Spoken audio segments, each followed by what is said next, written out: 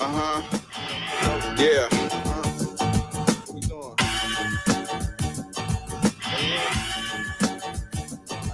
Bearded conversation, homie. Good evening, good evening, good evening, good evening, and grand rising, grand rising, grand rising to all my overseas brothers and sisters and all my in-state melanated brothers and sisters. How everybody doing tonight, man? It's Toxiq Tuesday here on Bearded Conversation, man.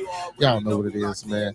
Hey, first and foremost, big up to all my followers, fans, viewers, and subscribers. Don't forget to like, comment, subscribe, and thumb up the video. Secondly, man, big ups to all my moderators, man. I got the best in the game. That's young boy Maya Bucks, TL Last Master Teacher Fox Scott, Preston McKenzie, Brother P-Mac, and my big bro, Professor Remo, bringing up the real for show. And we can't forget about them queens, man. We got the First Lady, Miss Gigi. Then we got Miss Star Wars Marcus LSC. And last but not least, Miss CC Craven Carefully.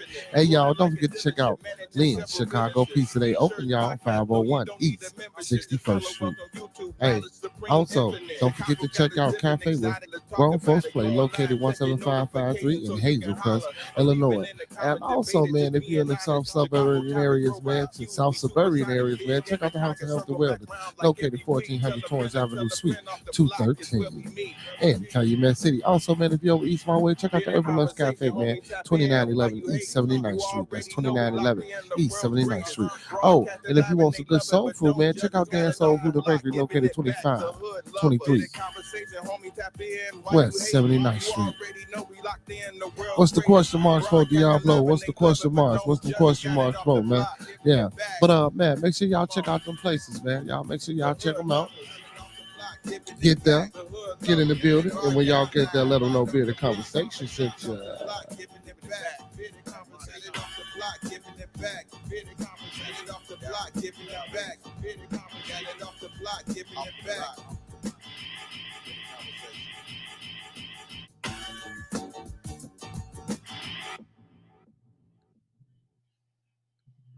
Y'all know what it is, man. It's Toxiq Tuesday, man, on Bearded Conversation. But we're gonna hit that back on the re-ride. Yeah, we coming off the block with this one. Yes, sir. Yeah. What up, man? Yeah.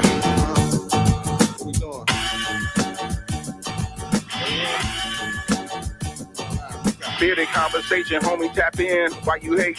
You already know we locked in. The world's greatest. Broadcasting live and they love it, but don't judge it. Bearded conversation, homie, tap in. Why you hating? You already know we locked in. The world's greatest. Broadcasting live and they love it, but don't judge us. Come on. Damn.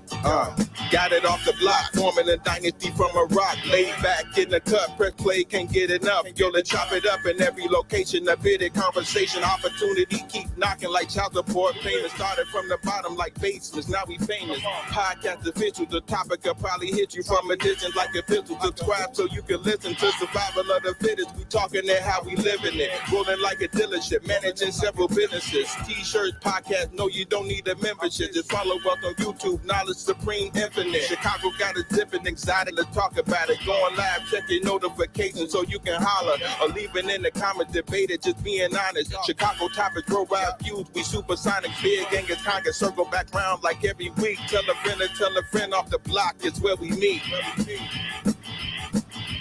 Bearded conversation, homie, tap in. Why you hating? You already know we locked in, the world's greatest. Broadcasting live and they love it, but don't judge us. Got it off the block, giving it back to hood lovers. Bearded conversation, homie, tap in. Why you hating?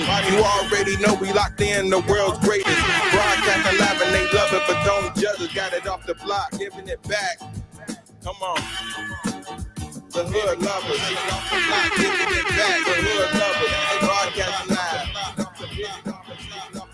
Giving it back. Bearded conversation off the block, giving it back. Bearded conversation off the block, giving it back. Off the block, giving it back.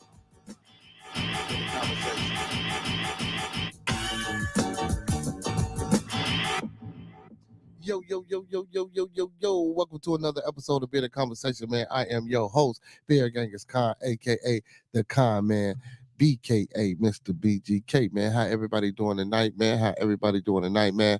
Hey, I just want to give a big shout out, man, to my co-host, man, Roscoe P and L Boogie. You know what I'm saying? And also, you know what I'm saying, my little one, the co-host with the most is AJ, man. Y'all know what it is, man. Today is Toxic Tuesday. So, we try to get a little toxic, but not too toxic. But first and foremost, man, you know how I open up, man. Let's keep everybody in our thoughts, prayers, views, and meditations. Let's keep everybody in our thoughts, prayers, views, and meditations, man. It's a lot going on out here, man. We got wars going on everywhere, and also, man, we got that, excuse me, we got that category 5 hurricane, man. So we just want to keep everybody in our thoughts, prayers, views, and meditations, man. And if you got loved ones down there in the area where that hurricane at, man, make sure y'all calling them, trying to get them to safety and doing everything that we can what I'm saying, keep our people safe. So there again, let's keep everybody in our thoughts, views, and meditations, man. So with that being said, the thoughts, views, and opinions of Bearded Conversations are the thoughts, views, and opinions of me right now. The thoughts, views, and opinions of Bearded Conversation are the thoughts, views, and opinions of me right now. I don't mean to hurt, excuse me, harm, or to offend. I don't mean to hurt, harm, or to offend. This video stream is for informational, oh my God, informational, educational, and entertainment purposes only. This video stream is for informational, educational, and entertainment purposes only, with the underlying undertone on entertainment. We don't want you to take any advice given or anything shown on this video stream for face value without consulting a proper professional that meets your particular circumstance, without doing the proper due diligence and the proper vet work um, to get the proper help that's needed. Because we don't want you going out here starting no revolts, robbing no banks, telling your boss what he can take, how he can turn it sideways, and where to put it. Because you can't get no money out of me. And as you can see, I'm solo dolo, so you can't get no money out of them. But yeah, man, how everybody doing tonight, man, on Toxic Tuesday, man? Y'all know what it is again, man. Wake up, man. We in the building with each other for 2 hours, man. So get your snacks, your popcorns. I do apologize for being late. I had a little important business phone call, and again, I had practice today. A decent practice. We scrimmaged against, what I'm saying, our 10U team. And we was trying to work on our defense. Yeah, it's okay. We getting there. We getting there. We getting there. We getting there. So big ups to my little guys, what I'm saying, today for scrimmage and 10U, what I'm saying, on defense and trying to make it happen. Man, I wanted to find the guy yesterday that we was talking about, man, that was talking about the Central Park Five, but where I actually the channel that I seen the brother on, I guess they kind of took the video down or whatever the case may be, so I couldn't find the brother, and I didn't remember the brother's name. Because the message or what he was talking about wasn't that impressionable to me. It was more of a shocking or awe. And I'm like, man, but it didn't grab me enough to remember the brother name. So I do apologize. I couldn't get to that. As far as finding the brother and seeing what other content and just getting a quick little synopsis, background history on him to come before y'all today, with the Toxic Tuesday, because that's some toxic shit. So when I do find the brother, or if I do happen to run across that brother, again, I will most definitely save and have that for y'all. Also, man, today, uh, man, man, we lost another one, y'all. So we got another ancestor out here in the air, man. Damn, damn, damn. I ain't get it how she got it, but James Amos, man, what I'm saying, the father of Good Times, what I'm saying, Mixer McDowell off what's that, Coming to America, and amongst and the slew other things that he didn't acted in. Yeah, the brother died today at the age of 73. You know what I'm saying? So, let's have a moment of silence for Brother James Amos, and send prayers and our thoughts, views, and meditations, what I'm saying, to his family.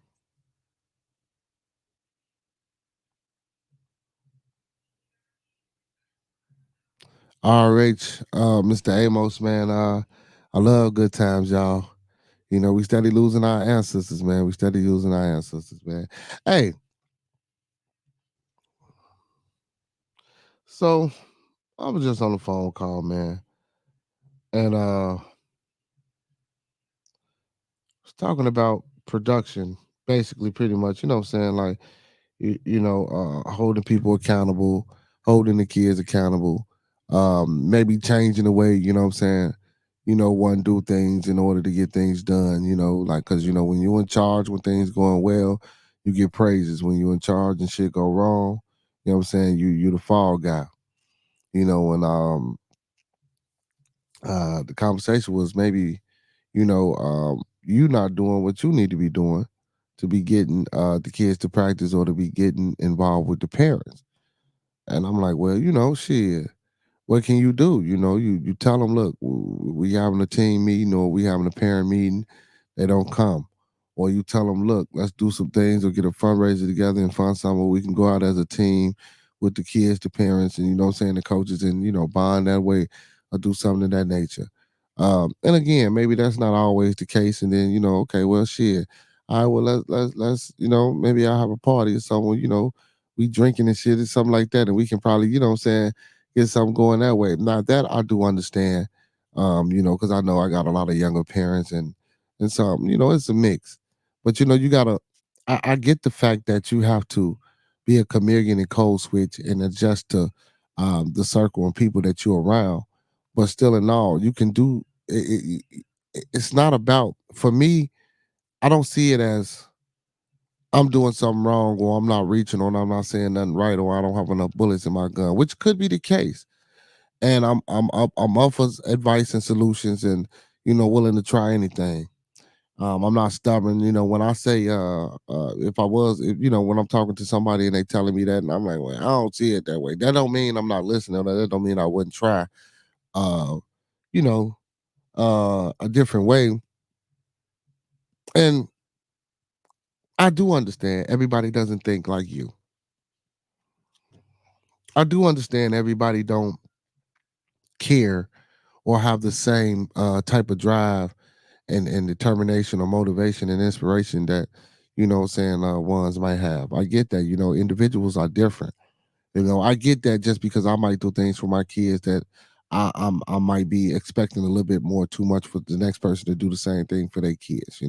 Maybe you are a babysitting program, or maybe you are maybe just this and that, or maybe my approach about coming to parents or people that I see with children to try to get them involved into football or extracurricular sports activity.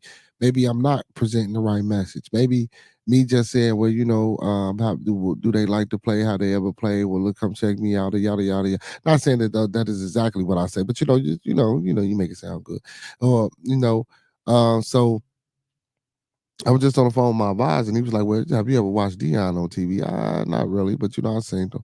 Well, he denotes to the fact that Dion always say, "Well, I'm here to make these young these boys and turn them into young men and turn these young men into men, and that's my job. I'm trying to groom them to be whatever, whatever. I don't know exactly what per se that Dion might be saying." And he didn't spit it verbatim, but basically that's what he was saying. Dion is pushing more of a message and not just the football side of it. But and for me, I get that because sometimes when I talk, I know a lot of people don't get the gist of the things of what I'm saying, and sometimes I don't elaborate. Sometimes I do cut thoughts short or sentences short. And it's wrong for me at times, and I can admit this to think or to see or to know or to believe that people automatically assume and know. You know what I'm saying? Because they don't, and I know people think different. So when I come to a parent or that has a child that I see with a child and approach them about football, you know, um, I can be wrong for assuming that this parent is going to know that I'm going to keep their child safe, that this parent is going to know that I'm going to teach their child correctly, or that this parent know that I'm going to try to instill or give their child some type of discipline that they can internalize and hopefully use this in their life and their journey as they become or as they grow from young men, you know what I'm saying, adolescent young men to teenage young men to adulthood. You know what I'm saying? Maybe it is a stronger message or something that I need to or make a correlation to, try to get. And then also, developing in relationships. Um, and I say this all the time. I'm not really a people person. But I am. I am, but I'm not. But and he was saying, well, maybe it's something that you're not doing, or maybe it's something that you need to be trying to do more to try to, touch the parents and reach the parents and get the parents involved into whatever the kids doing, because sometimes, parents don't care about what their kids doing. You know what I'm saying? Even if they paying for it, sometimes, and then so when the kid get to practice, if the parent don't care, the kid don't care. You know what I'm saying? Or I need to be trying to reach the kids more, make it more exciting and more fun, so they can be bugging the hell out of their parents to try to get rid of practice. I mean, it's just a lot of ways to look at this, but but in the end, man, I really think that it's unbelievable that a lot of people, what's going on in CC, that a lot of people really just don't give a fuck about what their kids is doing. You know what I'm saying? Like period, bro. Like I shouldn't have to do all that. Now, don't get me wrong. I'm not saying that I'm not willing to do all these things, and I'm not ready to go those extra miles, and I'm not ready to go to the store and buy more bullets to put in my gun to shoot at the parents and to shoot at the kids to get on everybody to be on one accord. Because that's what nation building is. And I know it's not going to be easy. The things that the people say, I know this. It's not like I don't know this, but I'm just saying, God damn it, it's got to come to a point where, goddamn it, self recognition, and I'm for the ones who are not already woke, but the ones that are already woke should be on board as well. But they're not on board, so now I got to devise a whole separate plan to try to get them people on board. And he was like, well, maybe it's the way you talk it. Maybe you need to talk to this group of people that way, and if this people understand it that way, you mean maybe you need to talk to them that way. But if I'm trying to change the image and the narrative, I shouldn't have to keep talking to a motherfucker in this way to get you to understand and realize that I care, to get you to understand and realize that you should be caring as well for your own fucking child well being. And it's not just about football with me, because I try to teach camaraderie. I try to teach teamwork. I try to teach brotherhood. I try to teach togetherness and unity. This is one way. You playing a sport is also a way to teach teamwork. Also, one way to build and grow unity, because it's an 11-man team when you out there. In football, it ain't 5-on-5 like basketball. It's a lot more of the people that you got to depend on. But even with the 5-on-5, it's still, people got to know their zones, got to know their spots, got to know their help, got to know their switches. You know what I'm saying? So it's the same thing with football, but it's a lot more of us. So we really like a mechanical a mechanism, and so when one part break down, the whole system break down, and we got to keep all these components oiled, all these components clean, all these components working, and we do our best, and I refuse to believe that when I say I do my best, even though it could be other things that I could be doing that's better, I refuse to believe that my best isn't good enough to overturn at least 4, 5 people.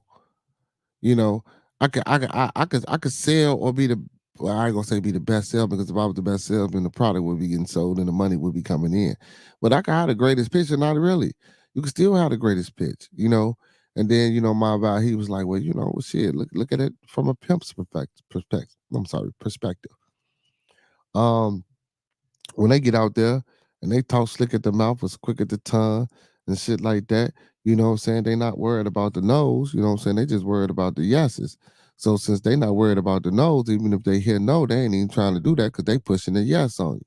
But everybody still don't bite. And that's not, then that don't mean that you gon' bite. But I get it though, you know what I'm saying? You gotta be a comedian, you gotta be able to code switch. But shit, at this point, man, I just don't know what else to do. I try to support everybody, man. I try to be there. I try to be understanding. I try to be compassionate. I try to have empathy, man. But there's only so much you can do.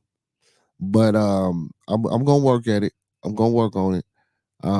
Also, he advised maybe I should do some contracts with the parents and some contracts with the kids. So I'm gonna go ahead and get into that as well.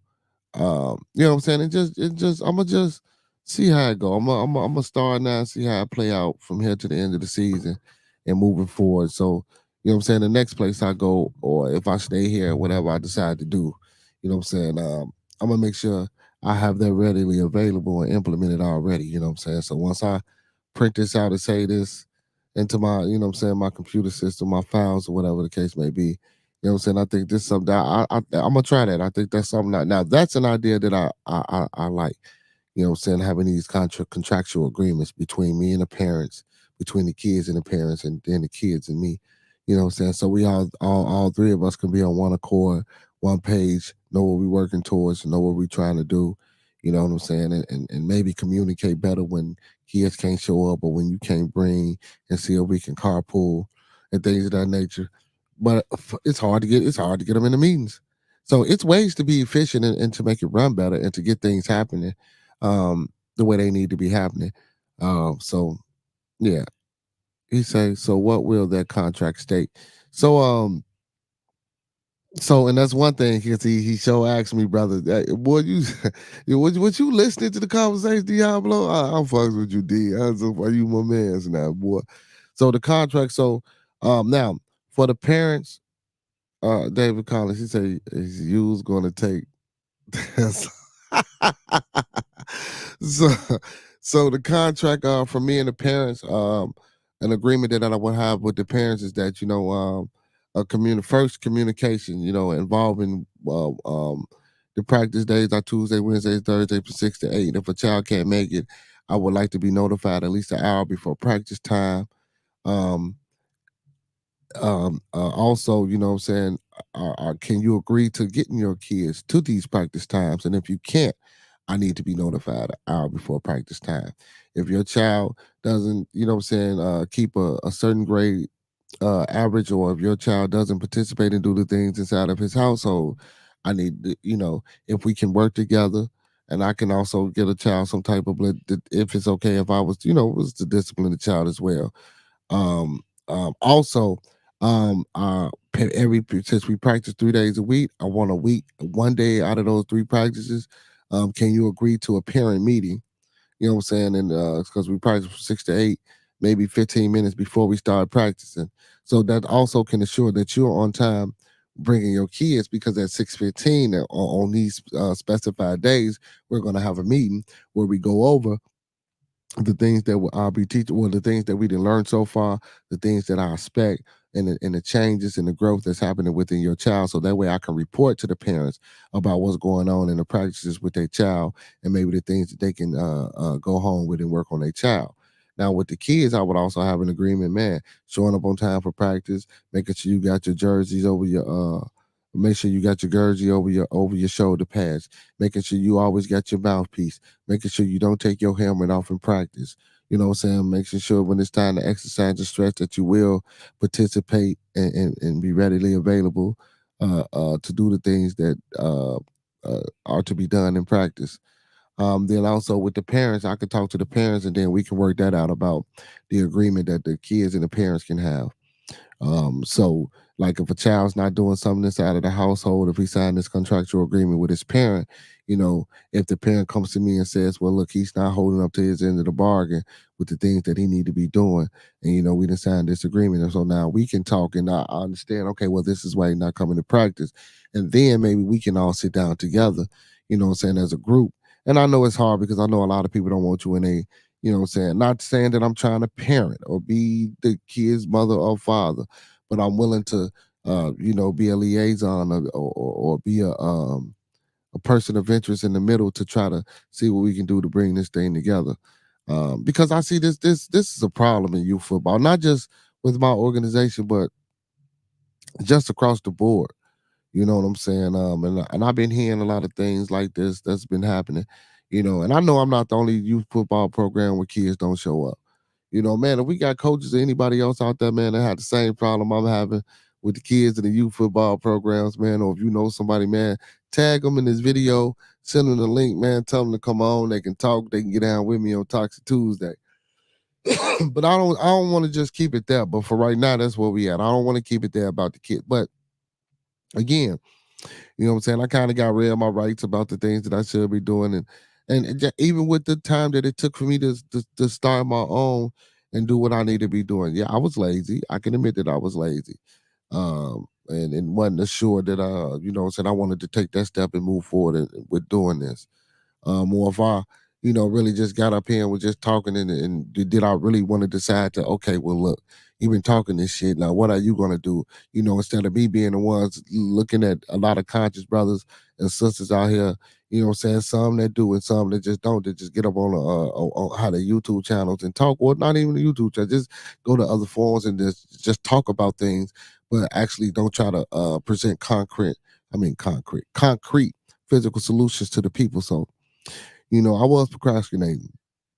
I can't say I was playing and what I'm saying, pause in my ass, what I'm saying, a little bit with that. So, and man, man, you know, uh, so I make that statement about life be life, and so he got on me about that statement about life be life, and just like Master Teacher, man, with Master Teacher in the building, man, you can't keep saying life be life. And I get it, I understand, but I don't think they realize or understand the life be life in time in general, and not just because I don't try to generalize it to just certain things. Life happens, shit happens in your life. Some things happen that are untimely. Some things happen that you can control, and some things happen that you can't control. You know, so that's why I say it when you say shit things like it is what it is. That like that's an acceptance. That's more of an acceptance. Life is like life be life. When I say life be life, I don't mean or that I'm trying to accept the BS other part of the life that be life and is that I'm recognizing what's going on and I'm trying to change and figure a way around or try to find a better path, what I'm saying, to find a solution to get past this obstacle that's been put before me. So that's how I internalize and use the life be life. But Diablo, those are some of the things that I will put inside of those contracts. Of course, I'll write them down and really like finalize them and get them really, what I'm saying, really thought out and wrote down well so that I can speak them and present them well. But those are some of the things that I would like to implement and put inside of those contracts. Um, and also, moving forward, this is something I might do on my own. Um, I just got to get with the program director or owner of the program until we up and running fully. You know what I'm saying? Because I still like helping and I still like doing things in the community. You know what I'm saying? But like it just letting them know that I will whatever age group that I have, I will be presenting a syllabus, and if you can stand behind this syllabus that I will be presenting to the parents, what I'm saying, about the daily activities and things of that nature as far as the schedule, practice plans, whether we going out of town, fundraisers that we doing as a program. But I need those program things. I need those things in dates so it won't be like a shock or it won't be a last minute thing or it won't be in a group chat like I'm constantly begging or I'm constantly asking or I'm constantly what I'm saying? I want to do that. All these things that we know if we plan ahead and we get all these things down. I need all these things for myself, for personal info, so that I can put these things inside of my own syllabus that I want to present to my parents or whatever age group that I'm coaching. And I think that'll help my, saying organization, and that'll help too because usually 9 times out of 10 when I'm coaching by myself. So that would be, what I'm saying, a bigger help, what I'm saying, to present a syllabus and I think to get them contracts, man. Big ups to uh brother David in the chat, man. That's the brother, what I'm saying, that's been getting me together and advising me and pushing me and helping me move things forward and get on the ball and stop thinking about life be life. And well, Fox Master Teacher be on that first, but brother Dave he be pushing it too, man. He always say, but you come with this, but then you say the butts. You know what I'm saying? And I really ain't a butt. So, well, my butts don't, but it's still a butt. I can't get around that. When you say butt, you got an excuse coming after. Hey man, but y'all smash that like button, man. Don't forget to like, comment, subscribe, and thumb up the video. Don't forget to like, comment, subscribe, and thumb up the video, man. We got a few people in the building, man. Smash that like button, share the content, man. And don't forget to check your boy out every Monday through Thursday, 9 to 11, 9 p.m. Central. Y'all know what it is, man. It's Toxic Tuesday here on Bearded Conversation. But yeah, man, Diablo, man, just man, bro. Gotta figure out a better way and a better plan, man, to reach the parents and to get the kids involved. Gotta figure out a better way. Don't fit about a better way. You know what I'm saying? Oh, and also, you know what I'm saying? Shout out to Dave, you know what I'm saying, about their conduct as well in school. So that's one of the things, like, with the kids and the parents that we can agree. Like I said, also behaving, of course, amongst your peers and not picking, touching each other and playing while you're in practice. But even at home, you know what I'm saying? You can't be getting into fights. You can't be getting into trouble at school. You got to maintain your grades. And that's with anything because and that's something that we don't instill and implement in our kids now, because when they get in high school and they start playing high school ball, if you drop under a C level, and some places require you have a B, if you drop under that, you can't even be on the team no more. So I think if we push that and start that now to the kids and we actually stick to it, and also we got to do a lot more recruiting. So when you got 11 kids on the team and everybody don't show up, that looks horrible. You know what I'm saying? So it's also good to do a lot of recruiting, but the way you recruit, again, what I'm saying, you got to say the right things, you got to present the right message. So, what I'm saying, not saying we got to push that Dion there to the message, not saying that there's anything wrong with that, because Dion saying the right shit. We turning these young men and we trying to make them, what I'm saying, productive citizens out here in life. He say we we went to King and I played for them. Well, no, he say, Con, that matter in high school. We went to King and I played. Yeah, yeah, them grades do matter. So yeah, most definitely when you go to school, yeah, so them grades matter, especially in college as well. You know what I'm saying? Only when you become a professional don't them grades matter no more. But when you in high school and when you in college, those grades matter. When you don't make the grades, or when you getting suspended and you getting kicked out, you know what I'm saying? You can't play. So most definitely, man. So they conduct, man. They can't be fighting and doing all type of crazy shit outside of outside of football. You know what I'm saying? Because you got to think about this, y'all out here acting a fool, and then your parents don't bring you to practice. And now, especially if you're a kid that love doing this, now you can't be doing. Now you're not doing something that you love.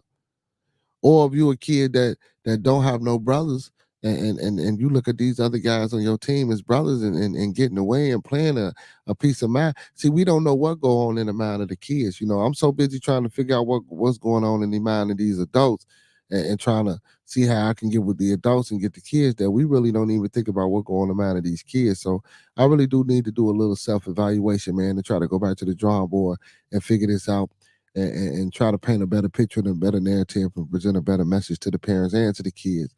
You know what I'm saying? And try to just be a little bit more involved. Not necessarily, uh, uh, uh, in the kid's life like I'm trying to be a parent, or in a parent's life like I'm trying to tell them how to run it. But like I say, that be that liaison, be that peace of mind, what I'm saying, and be that bridge or be that gap for the parent and the child. So well, I'm figure it out, man. We gonna go back to the drawing board. You know what I'm saying? Yeah, so yeah, like Diablo said, he say, man, that matter in high school. That's them facts. That's facts. You know what I'm saying? My bad. He say, how many people went to King and didn't even come to school? A lot. Well, and played all season. Well, see, but see, yeah, yeah, but on that type of level, especially back then, going to get people off the streets, and that was fucked up, and a lot of kids, a lot of schools didn't know this, or a lot of athletic programs were aware of this, and a lot of athletic programs did this. They went out, got kids, man, them kids. Gave my address, told them to go to the school just so they could play football or just so they could play basketball for them.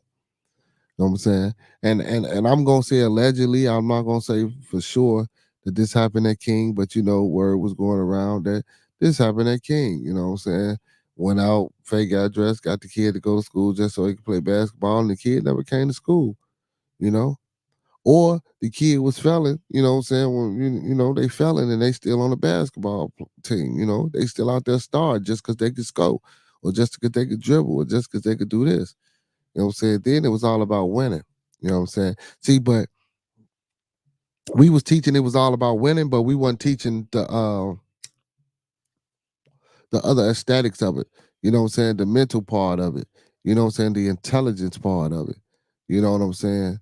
Going to school and actually learning and trying to receive an education. Because check this out. Because there's only a small percentage that goes professional. So while you living a dream and living out your aspirations, and you being motivated, and you being, what I'm saying, maybe groomed the culture to do a certain thing. Yeah, that you can be that. But that doesn't necessarily mean that you're going to be that. You could change it. You could change your mind, have a change of heart, or injuries could happen or whatever. So but what you can control is whether you can read, write, You know what I'm saying? Discern and decipher, be able to internalize, intake things. You know, so those things matter too, as well as just being able to catch the football, throw the football, catch the ball, hit the ball. You know what I'm saying? We don't look at it like that. Excuse me. So when we in high school and we get these teachers in these athletic programs that just pass the kids on just because they can play a sport well. See, we don't need that. And a lot of times that's what go on in our communities, man. You know, Diablo just said that's what happened at King. You know, I'm gonna say allegedly. But you know, I'm pretty sure there are other schools where that type of shit didn't happen too. So, but again, man, basically, this for the most part was about a self-reflection about myself and the things that I could do to change and make better, and to open up my eyes and see that the things that I've been doing, maybe I ain't been trying hard enough, or maybe I need to change. And like I said, I was listening. I still don't think, you know what I'm saying, but I'm gonna make some changes and see, you know what I'm saying, how that work and how that go. You know, or even if I need to bring somebody else in on my behalf to help narrate or represent what I'm trying to say. You know, I even do that. I even do that and see how that work. I would even do that to see how that work. Hey man, free Young Thug. Speaking of some toxic shit, free Young Thug, man. So Young Thug trial, judge rules on mistrial motion after her scratching takedown. What? After her skating takedown of the state. Let me read this a little bit for y'all. So man, I don't know if y'all listen to Young Thug out there. Some people I don't know. You know what I'm saying? Here, young guy from Miami, man. He been caught up in this RICO with the young guy named Woody. You know what I'm saying? Some people say Woody, some people say Woody. You know what I'm saying? With the guy that say he got up on the stand and lied. You know, um, about murders and stuff like that, and the lyrics in his songs. You know, they trying to charge him for the things of that nature, for the lyrics in his song.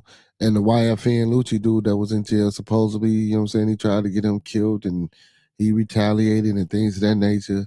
You know, it's crazy out here. But yeah, man. So supposedly some shit. And then, you know, already the judge, I mean, one of the lawyers uh uh got took off the case for being accused of, I guess, having sexual relations with one of the defendants, and then the judge got kicked off the case. It's just so much going on, man. There's so much going on. So it says Young Thug defense team has been waiting for this. Judge Paige Reese Whitaker has had enough. She's overseeing the RICO trial of Young Thug and other YSL co-defendants. And you don't need us to tell you how complicated and controversial it has been so far. Moreover, on Monday, September the 30th, the trial's 138th day, Judge Whitaker issued explosively called out the state for allegedly dragging the case out and recklessly developing it in unclear, backhanded, and secretive ways. Because remember, I think the judge was talking to a witness, and the judge ain't even supposed to be doing none of that. Emerged over a new motion for a mistrial, one that collective's defense team has prioritized and advocated for almost of the trial so far. I mean, I can't figure out what it is. Young Thug and YSL judge scathing takedown begin. It is disingenuous if it is that. I mean, I don't want to be maligned with the prosecutor standing in front of me right now. So I'm not going to say the possible things that it could be, but it is baffling to me that somebody with the number of years of experience that you have, time after time, continue to seamlessly, purposely hide the ball to the extent, to the extent that you possibly can, far as long as you possibly can. And I really don't want to believe that it is purposeful. So this is what the judge was telling the defense team.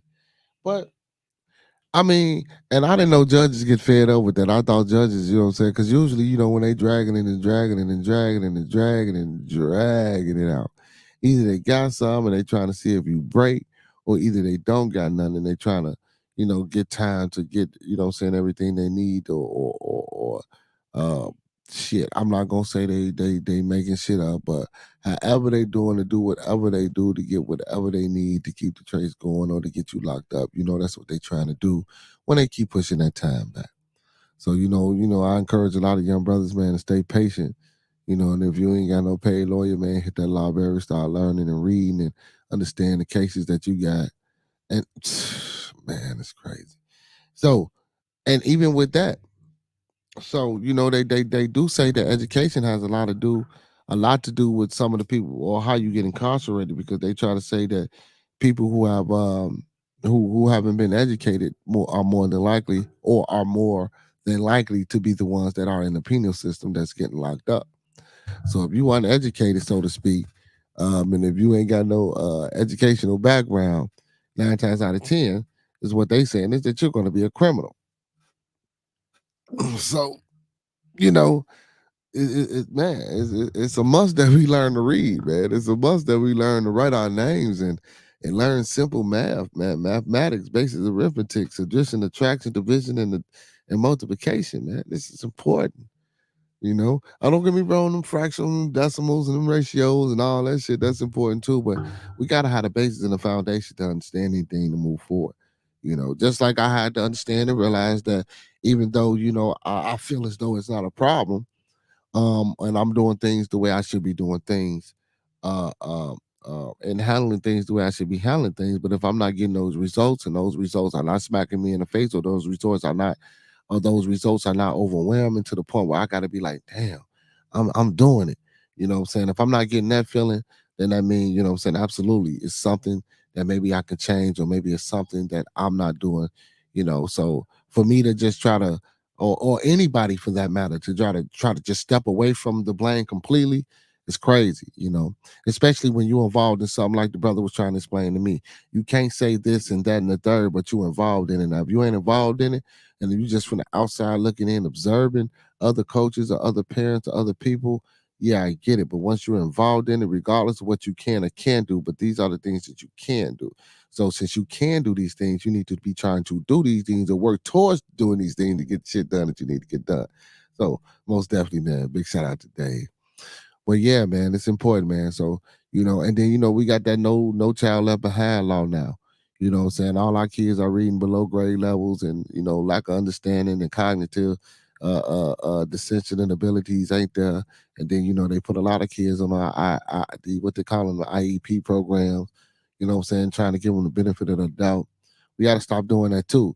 Because when we do that shit and we ain't teaching and we just pushing them along and passing them along, they're not really learning nothing, man. They're not really getting nothing. They're not really fulfilling themselves. What I'm saying? They're not really living with a purpose. And when we do that, because we don't get the liaisons or the people to present a certain message to try to get a person to understand, like the brother was trying to tell me, maybe it's something I need to do. What I'm saying? Reach the parents and reach the, so I do understand that from that aspect, man, because maybe we can get something done. Maybe we can get them to understand that, like, look, you know, all that bullshit, no child left behind. And then, parents don't reinforce. So I get it. You got to have a relationship with the parents, especially teachers and coaches.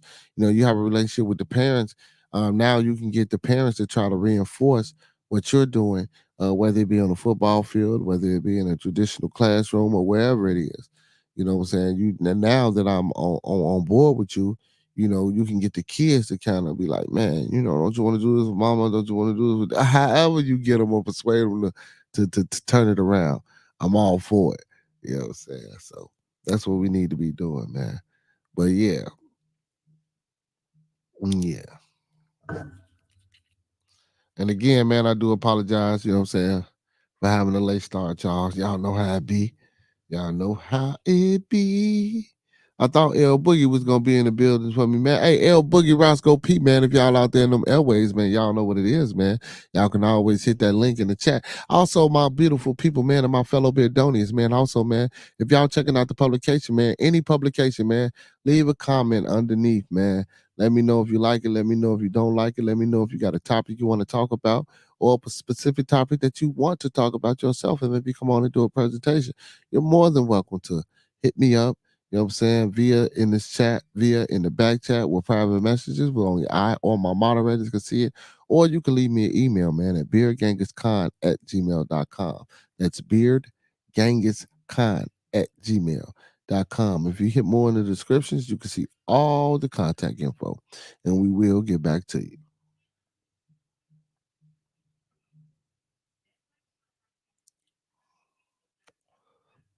And we will get back to you. Oh, check this out, y'all.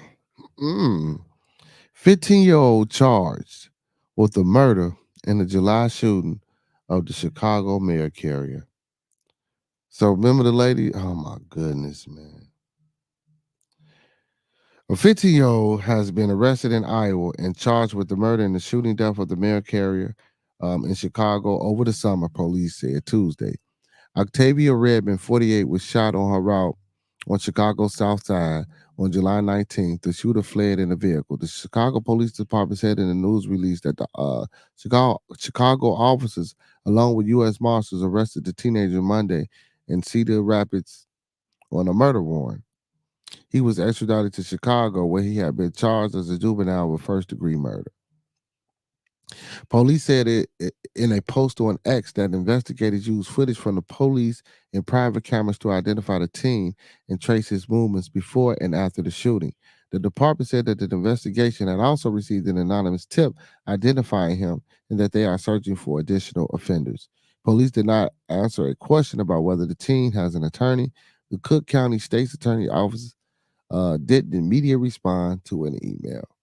So, man, I'm kind of glad that you know, that they found the young man. I'm upset that he was only 15 because he just wasted his life. He just wasted his life. He 15, but it also depends on the sentence. So if they try him as a juvenile, and they give him that juvenile time, he can be out of juvie by the time he's 21. But still, man, who wants to live like that? Who want to be put in that type of predicament, man? Like, and robbing the mail lady. Like, what did you think you were gonna like? What? What you gonna get out the mail lady, man?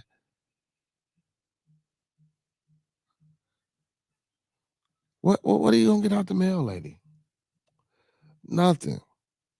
Nothing at all.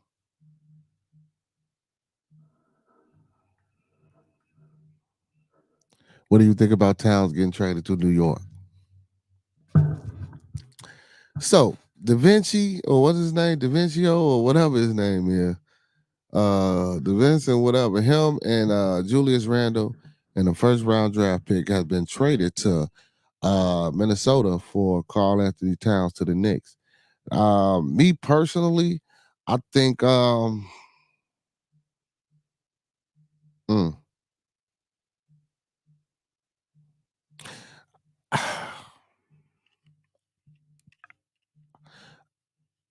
it can help both teams, but I think it would help the Knicks better. I think the Knicks got the better end of this trade with Carl Anthony Towns being a big man on the inside because now they got Hart over there. You know what I'm saying? They could run the two or the three, and then you got my little guy over there that's been clowning from the Mavs. I forgot my man's name. You know what I'm saying? That they left out of all NBA team. What's that little man? What's his name? I forgot his name. What's his name? Diablo, little short boy with the twist. You know what I'm saying? You got him over there running point. You know what I'm saying? And then you got a decent bench. Then y'all brought back the young boy. Man, can't think of their names right now. But I think the Knicks got the better of that trade now. Brunson, yeah, my boy Brunson. Yeah, yeah, yeah, yeah. So and I've been hearing Towns like for the past few years, I've been hearing stuff about Towns. You know what I'm saying? He had been following her for a couple of days. He was in the stolen Durango. So he was following the mail lady for a couple of days. Like, but for what though? Like for what though? That make no sense. But yeah, man. So I think the Knicks got the better end of that trade, depending upon who Minnesota can get in the first round of the next year's draft. I don't believe Minnesota with this without Towns, I just can't see them going as far as they did in the playoffs like they did last year. Don't get me wrong, Anthony Edwards is still strong. You know, saying they still got Rudy Gobert over there. You know, they and a few other pieces, but you know, now with the exit of Karl Anthony Towns, man, they're gonna need some big additions. You know, and to help them out. Now, don't get me wrong, role players are good if y'all everybody know how to play a role, but you know, Minnesota, you know, ain't really got that firepower besides Edwards over there. So, I mean, I'm gonna say the Knicks got the better of this trade. I was shocked that they gave up Karl Anthony Towns. I was shocked. I was shocked. So, hey, you can look forward to the Knicks. I believe you can look forward to the Knicks having another successful season like they did last year. Most definitely. Oh man, speaking of, you know, since I got the Bulls in the background, man, they say your boy Alonzo Ball, he looking good and he feeling better, man, and you know, he might be able to play this season. And then, you know, it's still trade rumors and controversy facing Zach Levine out of been traded him. Oh, and you know, we grabbed Zach from Minnesota. You know what I'm saying? I don't know what. See, is it the Jordan lineage that make? Because don't nobody really want to come here. I wonder why. Oh, and another thing, man, I don't know why I was thinking about this, y'all. I was thinking about this. Y'all ever wonder, like, man, I heard my nephew say this earlier. He was like, man, it's 6:05. You know what I'm saying? And I'm like, no, he said 6:05. He was like, man, it's 6:05. You know what I'm saying? And he said it correctly, right? Because most people say 6:05. Why the hell do we say 6:05 when O is a letter? O is not a number, but we still, why do we talk like that? That's just something, you know what I'm saying, that was on my mind. But yeah, man, you know, it's still trade rumors going on around with Zach Levine, man. I think the Bulls need to go ahead and get rid of him, waive some cap space. And just so, but for me, it seemed like the Bulls, ever since that dynasty broke up, well, no, I'm not gonna say that because when Derrick Rose and Dang and them and my boy Joe Kim Noah, when they had their thing rolling, you know what I'm saying, they was done. They was in there. But after that broke up, the Bulls have constantly been in like a rebuilding stage, a rebuilding phase. Like, you know, they're not sure which direction they want to go with anything that they doing. And I hate that, you know what I'm saying? Especially for Chicago teams. All fucking Chicago teams just do that. Yeah. Sad situation about the mail lady. She gone, and like you said, that boy will probably serve 5 years or less for murder. Not fair at all. I don't care how old he is. He needs to serve a proper sentence. Um, Now, Miss Cece, I'm gonna agree. I agree and disagree with you at the same time because a proper sentence, because you got to understand the psychological trauma or the psychological awareness that it takes to actually say that we can lock a 15-year-old person up with grown men, even though they have done the same crimes. You know, that mind isn't developed. That mind isn't the same as these most of these grown men that has, you know. And don't get me wrong, our sick is sick, murder is murder, and I do understand that fully, fully, fully, fully, fully. You know, so I'm not disagreeing with your statement, but I still wouldn't want to lock a 15-year-old child up in general population, even though it's been done before plenty of times, and usually that's what they do. But yeah, I wouldn't want to. I wouldn't want to do that. But it's crazy because I didn't know that he followed this woman around. That he was following this woman. I didn't know this. Juvenile, he got out of a stolen SUV, approached her, shot her multiple times at close range before fleeing in the vehicle, according to the U.S. Postal Service. Redmond died at the hospital. It's crazy. Then you got up out of here and went to see the Rapids. Like, come on, man. Come on, man. Gotta do better than that, man. Gotta do better than that. Oh, y'all, remember when I told y'all I ain't found our girl Tiffany? So Dalton Mayor Tiffany Henry receives eviction notice amid other legal disputes. They finally get it. So eviction notice filed against Mayor Tiffany Henry. and partner over rent dispute. So it says Dalton Mayor Tiffany Henyard is facing eviction after an alleged rent dispute. Documents indicate that Henyard and her partner Kamal Woods are named in an eviction notice filed in Cook County Court. The pair has entered. The pair has rented a residence on 146 block of South Harbor for 3 years, according to the property owner. The property owner. They have fallen behind on rent, owing $3,300. The eviction notice further claims that Henry refused to allow a property inspection. Henry's attorney responded to inquiries, stating via text that the allegations are untrue and that all rent payments have been made. Further details regarding the case will be released as the situation develops. This eviction battle comes on the top of a recent court filing that has restricted Henry from appointing key village officials without board approval, creating uncertainty over the village leadership. Cook County Judge Thaddeus Wilson issued an injunction which they preventing Henyard from uh, unilaterally appointing a village manager, attorney, and police chief. The ruling also placed a temporary restraining order on Henyard's appointed officials from taking office.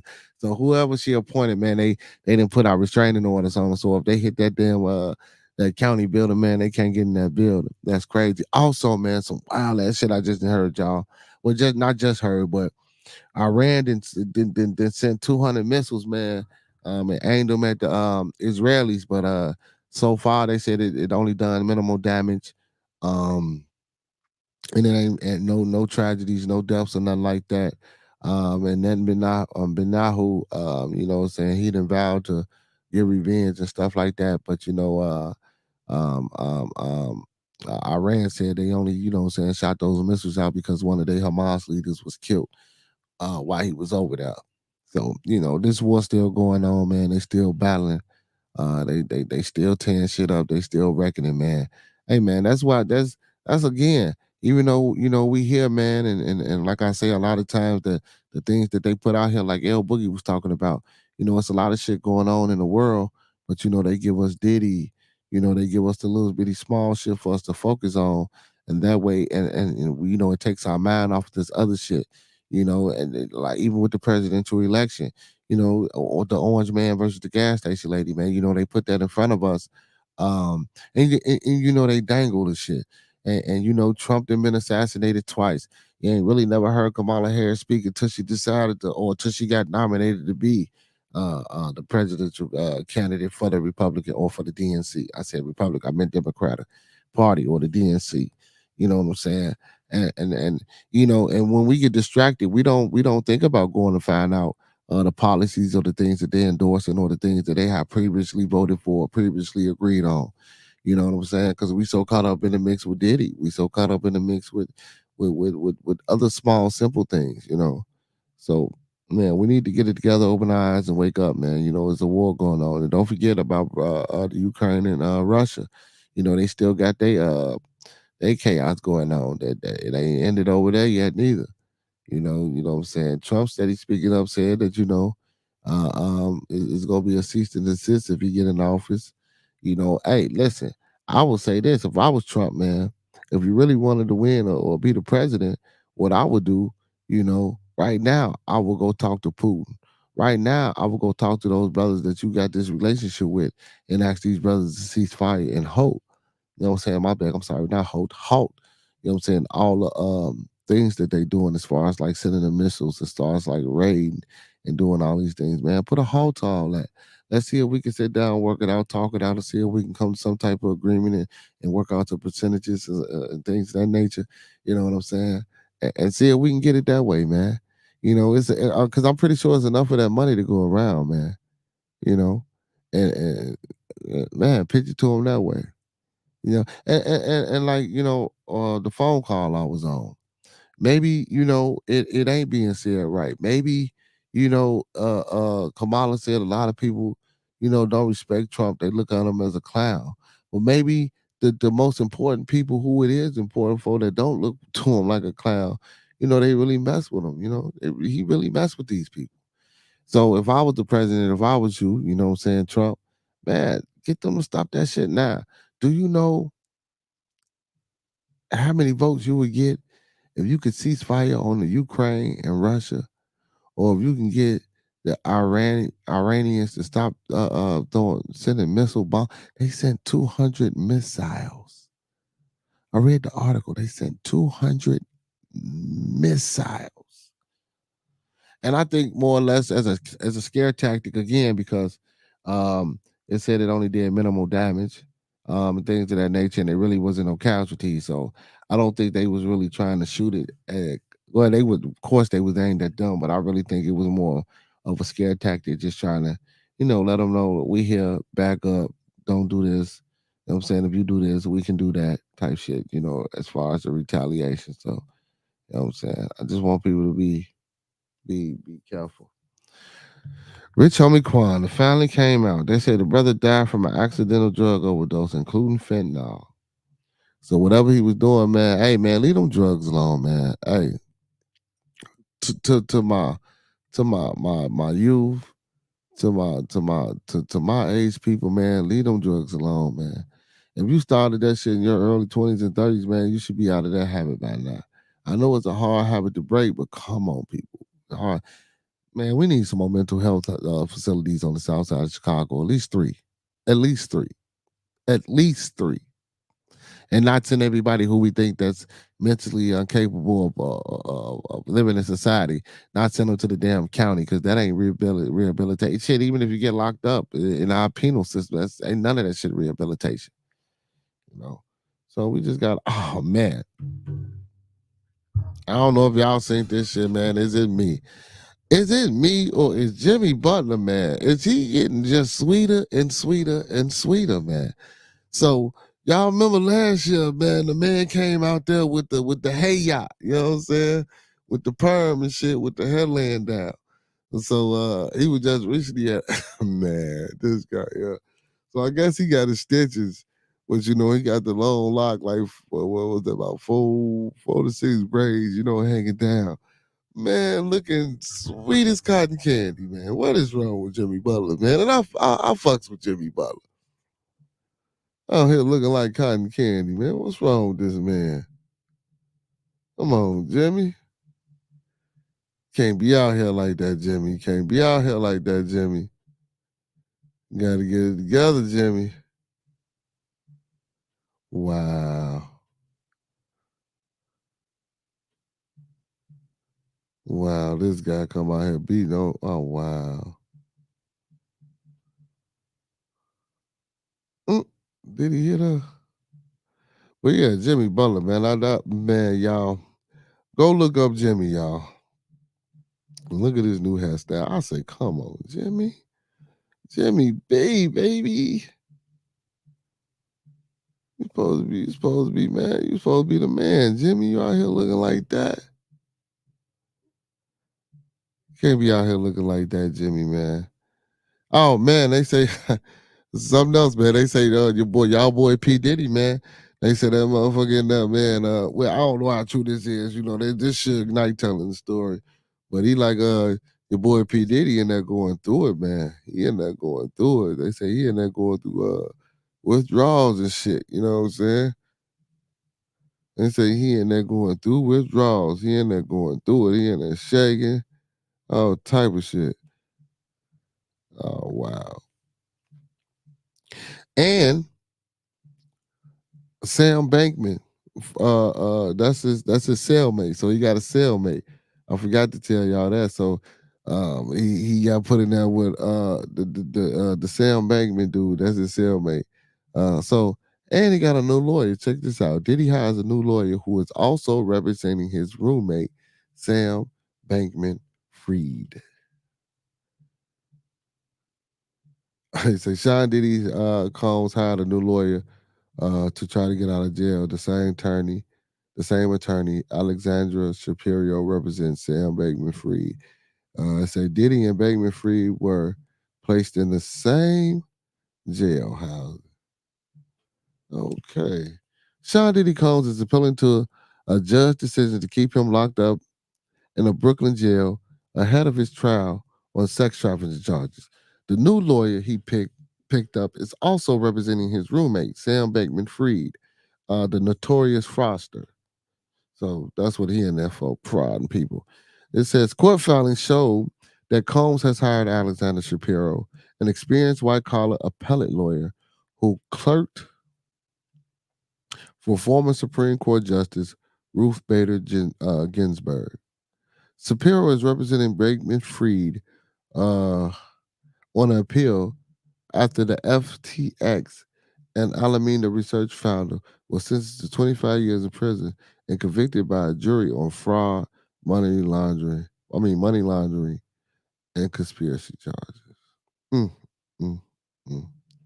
She filed a 102-page brief to the second. I'm sorry, to the second. Yeah, I'm right. To the Second Circuit Court of Appeals last month, arguing the judge.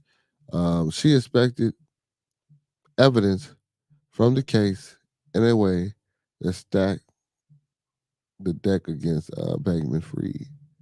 So they trying to slam him, man. So man, like we was like, well, I ain't gonna say like L Boogie said yesterday, man. It's so many of us out here that do the same things or that didn't have some of these same experiences, man. And we didn't, or we may have seen some things that we didn't turn the blind eye to. That's crazy, you know. And I guess it's crazy for me to think that's crazy because everybody ain't the same, everybody feelings ain't the same, everybody emotions not the same. What made me hurt and cry may not make you hurt and cry. That shit, man. Mm-hmm. But anyway, man, what's going on tonight, man? Where the people's at, man? Y'all falling off and y'all leaving me tonight, man. Y'all leaving me. It's Toxic Tuesday, man. Y'all know what it is, man. We in the building, man. It ain't too toxic tonight.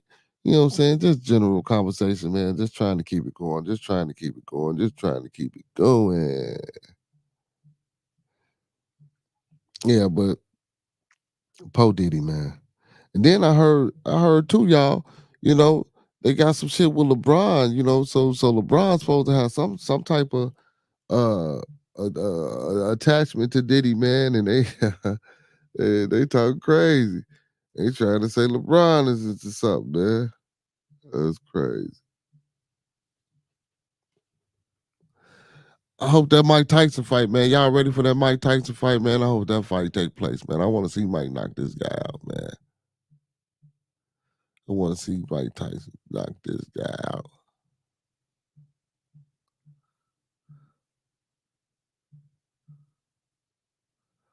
Okay. What's this? Oh, here it go. So it says, world reacts to shocking LeBron James and Diddy news. Sean Diddy Combs is in quite a lot of trouble with the law after he was arrested in New York and charged with the crimes that included sex trafficking, racketeering, and a recent video emerges that links the NBA megastar LeBron James to his parties. Ever since Diddy's arrest, fans on social media slew uh, have been trying to attack down which other celebrities have been associated with Diddy. With Diddy, as it seems. Uh, like fans have discovered an old video where LeBron James discusses Diddy. Hmm.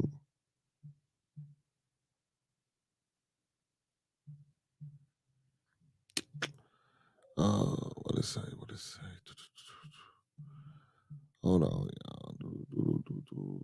Racketeer.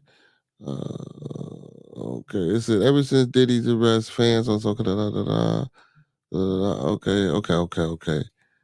Social media sleuths have been trying to track down with other celebrities may have been associated with Diddy. And it seems like fans have discovered an old video where LeBron James discusses Diddy's parties. A 4-year-old Instagram live stream went viral on social media this week that showed Los Angeles Lakers star LeBron James praising Diddy parties. But then again, like Like they just trying to attach anybody to the man. Like you could have been at the party and the freak shit probably ain't started happening until about 2 in the morning, and you probably left at about 12 or 1. So, but still in all, like I say, if you invited to these places and you go to these places and you know what go on inside of these places, that means you got to be, well, not necessarily all the time, but you got to be partaking, or you got to, it's something. You just not going there for the thrill or some shit. And if you did go there for a thrill and it left a disdain taste in your mouth, you're not finna go back there to see that same shit. I'm sorry. I'm sorry. I'm not. I keep forgetting I'm an individual. I'm not. It said obviously it did not take long for people to connect these comments to Diddy, now infamous freak offs. It's worthy to note that this video does not explicitly explain James and why the nefarious. I thought it was anyway. By the nefarious. What did I say?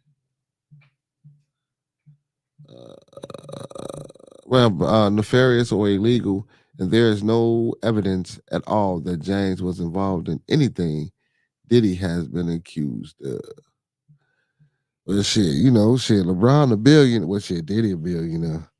Well, shit, LeBron the face of the Lakers, man. I don't know if they want to. I don't know. And then that'd be hard, man, because you want to try to support the guy. You want to try to be on the guy's side. You want to try to believe that he ain't do it and things of that nature. And then when you find out, mm,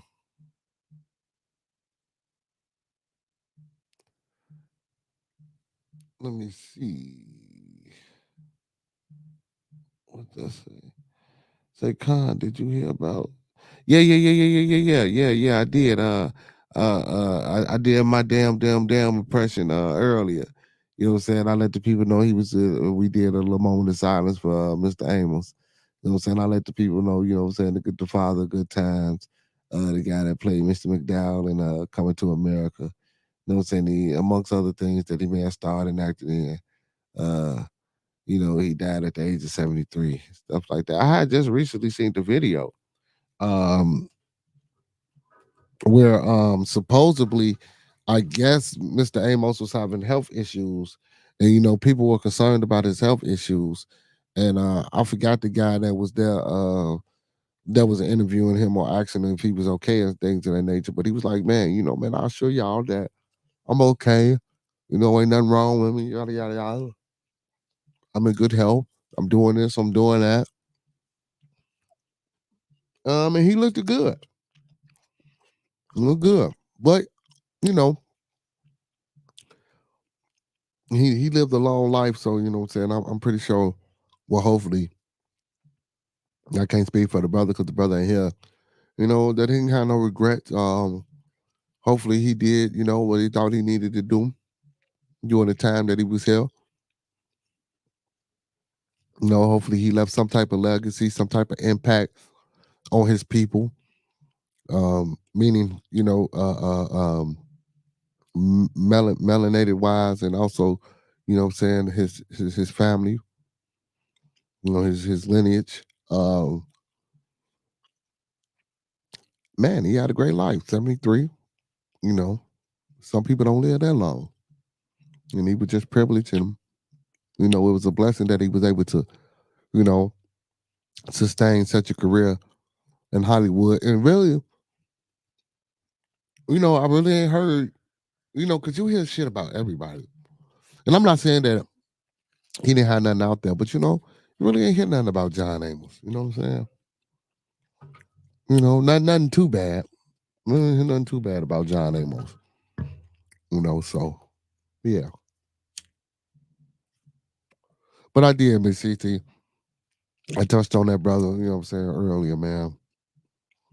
Well, speaking of James, since you got there, what's so people out there, man? What's one of y'all favorite What's one of y'all favorite good time episode? What's your favorite good time, or what's your favorite thing that James Amos has been in besides Good Times? Because I know about Good Times. I know about Coming to America. Um, I know about Uptown Saturday Night, with Sidney Poitier and what's my man name, Mr. Cosby, which he was dope in. But the Evans Family, man, that was the key for me. So, what's your favorite Good Times episode? You know, or what was your favorite James Amos movie, if you got one? Um, I didn't like it when he left. I hated when he left. My favorite James episode, mm, mm, is I think when Sweet Daddy was on and he was trying to get JJ to work for him, and James was like, "Oh man, my son ain't going down there painting nothing." Woo, woo, woo. And then he told him to check that money, and he grabbed Junior. Junior, you're going down there painting. You know what I'm saying? But yeah, man, I fuck with James Evans, man. Big ups to James Evans and his family, man. Big shout out to James Evans and his family. RIP, RH, man. Let's send our thoughts, prayers, views, and meditations once again out to the brother's family. Also to Kimbe Mutombo. He died at 58. He was a young man. You know what I'm saying? Big ups to him as well. You know what I'm saying? Let's send a moment of, you know what I'm saying, silence out for that brother as well. Okay. Ooh, hold on. I ain't never heard of this brother. Check this out, y'all. Hmm. Mm. David Stewart is now said to be the richest black man in America with an estimated 11.4 billion net worth. Let's see who this brother is.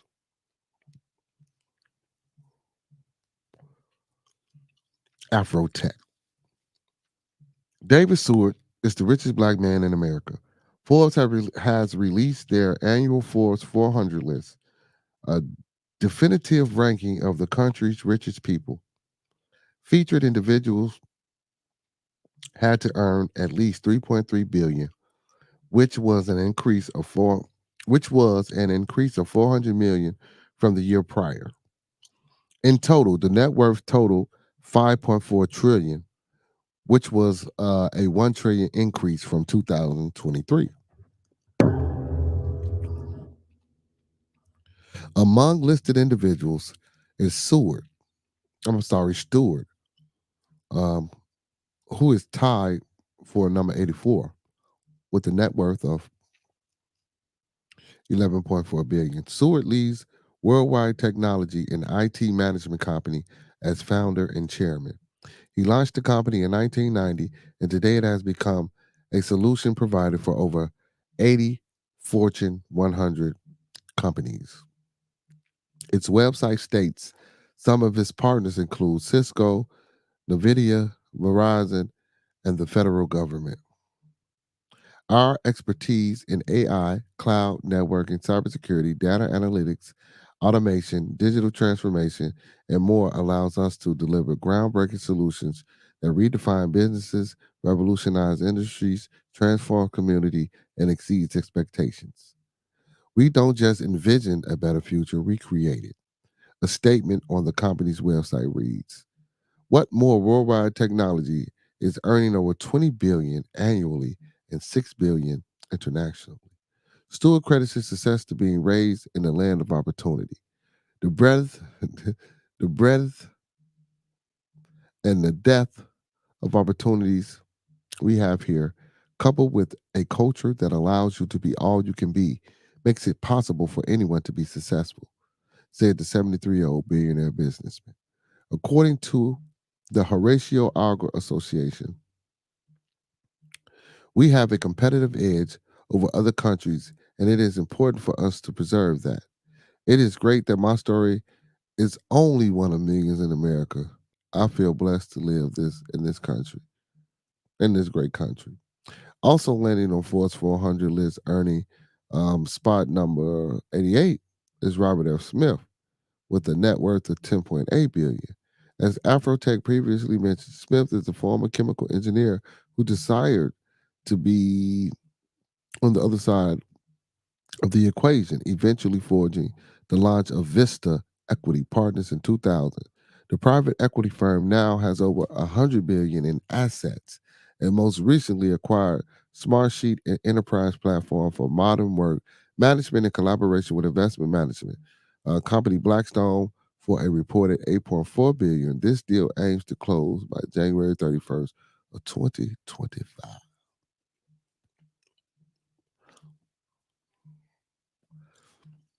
That's what I'm talking about, people.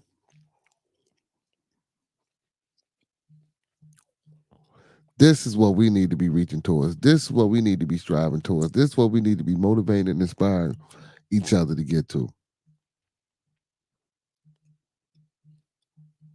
Getting into this AI, getting into this technology, getting our kids into STEM. If they're great at sports, I mean, that's great. But still, we have to groom them with the opportunity not to be let down, but we have to groom them to know that there are other things, other ways that you can be successful. We have to teach them, like I say, man, I want to offer these financial literacy classes. We have to teach them from a young age and groom them and show them how finances and money works for you. I believe I spoke on about how it was some Airbnbs ran by a bunch of 8-year olds as a class project. And they got a fundraiser, raised money, and they bought a building and they made it, or a crib or whatever, and they turned it into an Airbnb. 8-year-old white kids. And you mean to tell me that our kids can't do the same thing? And again, I'm not trying to make a division or a separation. I don't want to try to turn it into because ultimately in the end, people gonna say it's only one race and that's the human race. But as far as ethnicity goes, we're not in the same ethnic group. So I tend to touch out and reach out to my ethnic group without being um, um, condescending or biased towards another group, whether they deserve it or not. Because that's not how you build relationships. Especially genuine relationships. And just because you build a genuine relationship, don't mean you let your guard down. See, and I hate that too, because even when we get into relationship with our partner and spouses, and you know how you meet somebody, and we always say they got that wall up, and anytime you try to get close to them, they just keep layering that wall with different bricks, and you keep breaking them down, they keep layering them up, keep breaking them down, you know what I'm saying, they keep layering them up. So when you get into these relationships, and you set these walls up, and you anticipate for failure, but which is okay because you can anticipate for failure, but still have a plan to uplift and bring yourself up out of that failure. See, that's what we don't do. We don't have a plan. So, most times when we hit ourselves on the face, if you're not a motivated or determined individual, you got people around you or like individuals around you that can uplift you. You might not be the one who can bring it up out of yourself. You know what I'm saying? But hey, we put these walls up without understanding that these walls, no matter what, you're gonna always have that wall. Because you could trust a person to the fullest and still have that wall up. You can love a person to the fullest and still have that wall up. Because it's always going to be in the back of your subconscious. You know? And again, as long as you don't let it get too much in the way, and you learn some I want to say form of emotional intelligence and emotional response, it should be okay. But where are we getting these things from? Where are we learning these things from? Who's giving us these things? Who's teaching us these things? You know, you're not going to always have a program or a place that you can go to. We all can't afford therapy to go talk to the proper professionals to get us uh, um, diagnosed with the proper ailment or with the proper mental disability. And when I say mental disability, man, doesn't necessarily mean that you handicapped physically. You could be handicapped mentally as well. That's why they call them mental illnesses. For those that ain't know. But by being a mental illness, and because I've been watching something called Evil, and it's a psychologist, a priest, and a scientist. So the scientist, of course, he's atheist. He's of the Islamic faith. Um, well, I'm sorry, I take that back. He was brought up in the Islamic faith, but he doesn't believe in the Islamic faith as well as he don't believe in Christianity. So he's an atheist, and then you got a psychologist, white lady. She's a agnostic. Then you got the black guy who's the priest. So they go around doing these exorcisms and stuff like that, and they try. Then they call themselves assessors. So what they try to do is they try to see if it's a mental illness or a psychological problem before they deem that the church needs to interfere and do or perform a certain type of exorcism. So, maybe cast out a demon, cleanse a home, or whatever the case may be.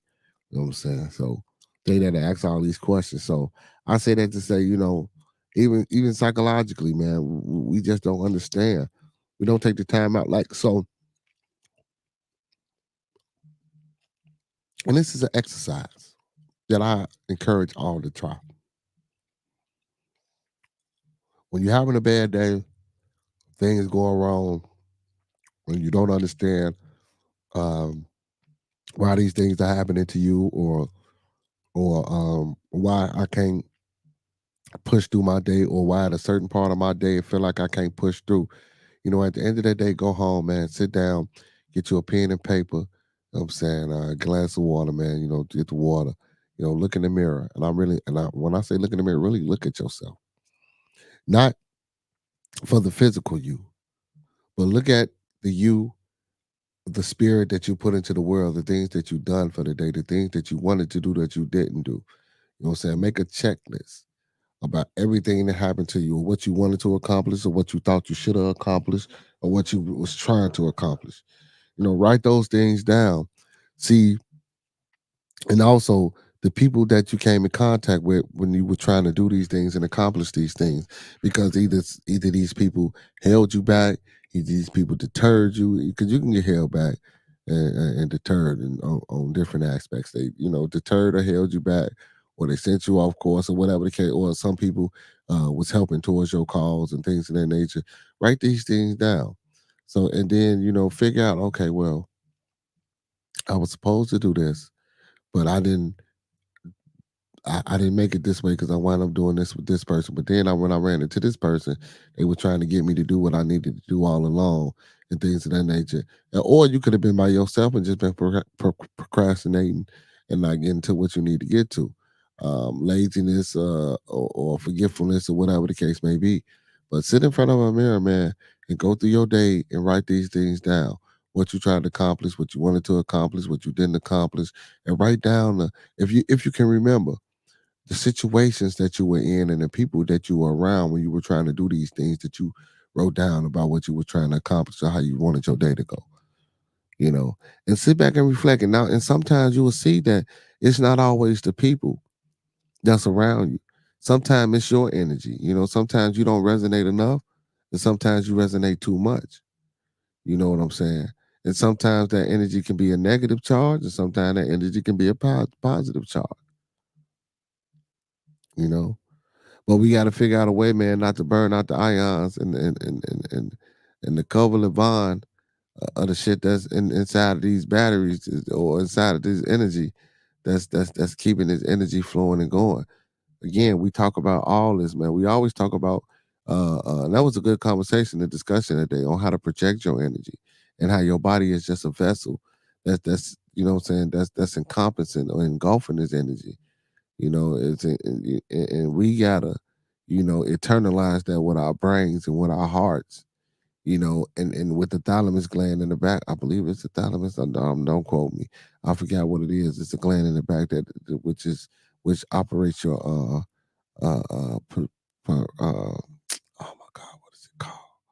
It operates the way you see things and how you see them, pretty much. You know what I'm saying? So when you think about something, what I'm saying, it get processed back there, then it comes to your eyes, and then the light created and make it happen. Whether it's most things are physical. I was gonna say a mirage, but most things are physical. So And that's amazing that your brain can do shit like that. That it can transparent, not transparent, that it can figure out or put together like a basic computer program.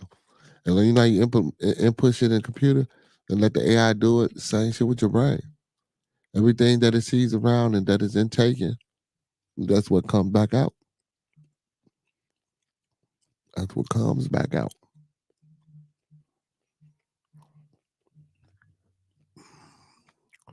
Also, man, before we get up out of here, I got two more things that I want to talk about. I want to talk about our grown men, um, who like the coaches, people who have these little programs, or people who do these programs, volunteers that get into certain programs to help out the kids, and do things for the kids, man. To the brothers, we got to find a better way of communicating. We got to find a better way of problem solving. We got to find a better way of being emotionally and empathetically involved in the nurturing process as men with each other, in order to grow, in order to learn, in order to be respectful, in order to be prosperous, in order for us to even think about trying to come together. It's so much animosity. It's so much this person thinking I'm better, or this person thinking that this person is trying to take over or do, or thinking I'm trying to be like. Why do we think like that? If I'm helping you and you helping me, ain't no I'm trying to be better than you, or ain't no I can't be you. Because first of all, man, as a man who's trying to do something or on better people, why would you even be upset if someone's trying to do something that's above and beyond what you're doing, that's trying to do it better, or that's trying to take it to a greater height? You should encourage, you should support. You know, we don't do enough of that. Encourage and support, you know. And don't get me wrong, man. I like this little phrase that just been spewed out that I heard over the weekend. The other day. All help ain't good help. I mean, all support ain't good support.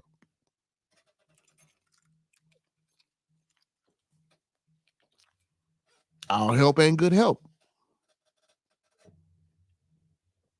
I get it. I understand it. Um, but again, if we trying to change and we trying to help and we trying to put forth a different image, a different narrative, and change what's going on in society within us and within what we got going on, these are some of the things that we need to work on, fellas. Communicating, man. We can't be out here being emotional, man, and being biased, man, and and, and thinking that somebody trying to take over or outshine you or outdo you. You know, I ain't speaking to no particular people. I'm saying I'm speaking to my people overall in general. And when I say my people, I mean my beautiful people. I mean my Beardonians. You know what I'm saying? I mean my melanation people. You know what I'm saying? I mean my Caucasian people. I mean my Asian people. I mean my whoever people. You know, however, you know what I'm saying, we look at things, man, and we trying to, solve our problems, man. We tend not to do them the right way. And we wonder why destruction is amidst us. We wonder why, what I'm saying, the youth do the things that they do. We wonder why the old folks look at us the way they look at us. We wonder why other brothers outside of certain things that's doing what they do and don't want to come back and give and do for their communities. You know what I'm saying? The things of that nature. I mean, it's hard, and this journey ain't never easy, you know what I'm saying? And I'm gonna say this, you know what I'm saying, even though I don't do too much Bible thumping and scripture quote, you know what I'm saying? They say the man don't put nothing on you that you can't bear. He don't put, you know what I'm saying? I I'm trying to still internalize and get that. I get it. If he think he can't be, if he think you can't handle it, he ain't gonna put it on you. But why is it about what this entity thinks? Why it ain't about what you think? You know, only you know what you can handle. Only you know what's too much for you or too little for you.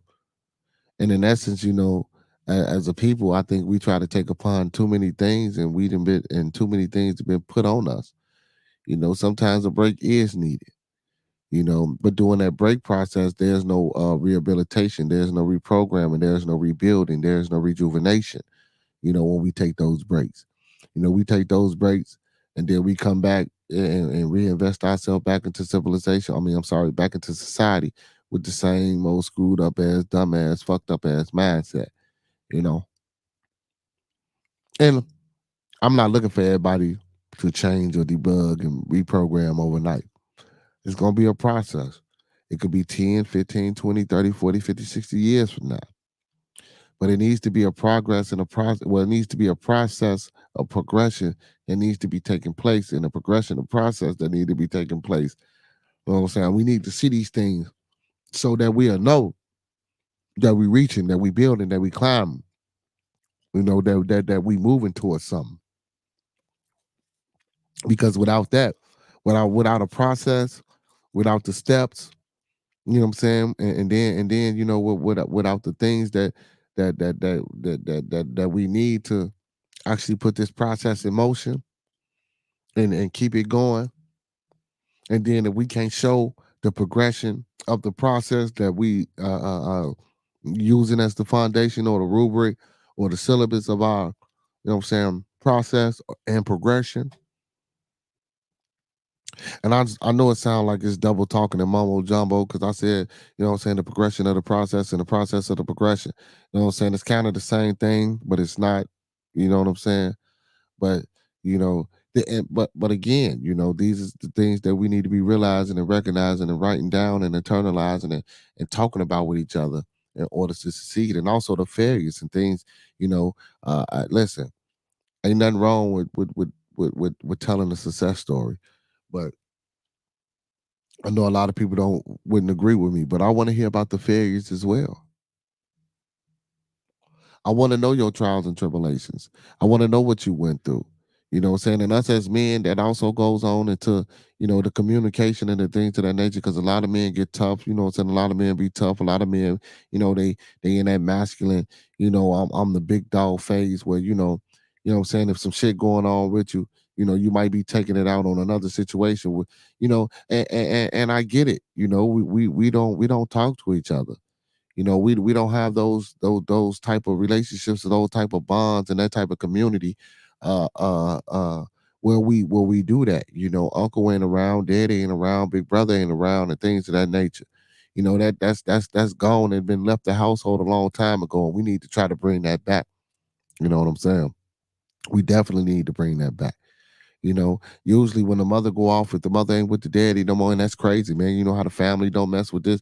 It was just the daddy ain't in the life. The family don't mess with the kids, so you can't. The mama not taking the kids to the grandmother or the uncles or the brothers and sisters of the person that she had the child by, and vice versa. So now it's like it's dead. The kids grow up like they don't know their families, they don't know nothing. Now they out here doing shit that they ain't got no business doing, and if and not saying that it's always the case, but when you got somebody that's there in your ear and trying to guide you a different way when it ain't your mama or when it ain't your daddy, and it could be a family member, but if you're keeping them away from that, we're not gonna get that. But it still starts with us men. We creating and making these babies with these women. We need to stay in their life. We get so emotional and biased with how we feel and what we believe. When we get in front of another man, we don't know how to solve our problems. The only way we know to solve problems is to fight or shoot or to argue. You know what I'm saying? And display, feminine characteristics. It's a time and a place to display all those things, but we tend to let them take over our daily routines. Whether you want to admit that or not, that's the fucking truth. We do. Also, I want to talk about parents, man. The way we conduct ourselves in front of our kids. A lot of times we think it's cool to argue and do a lot of the simple shit that we do in front of our kids. That shit is not cool. That shit is not a fashion statement. That is not what the kids need to be seeing. You know, at least because most of the imagery and most of the propaganda that they see is from the fucking social media and on these tablets and on their phones and on TVs if they watch TV and on the video games and shit that they play. At least if they gonna get most of their imagery from that, at least be the one to show a more positive image than what they already fucking seeing, and sit them down and talk to them and let them know. And because if they trust me, even though that it's not balanced, they gonna tend to lean toward, and maybe they tend to lean towards what you got going on and the way you act.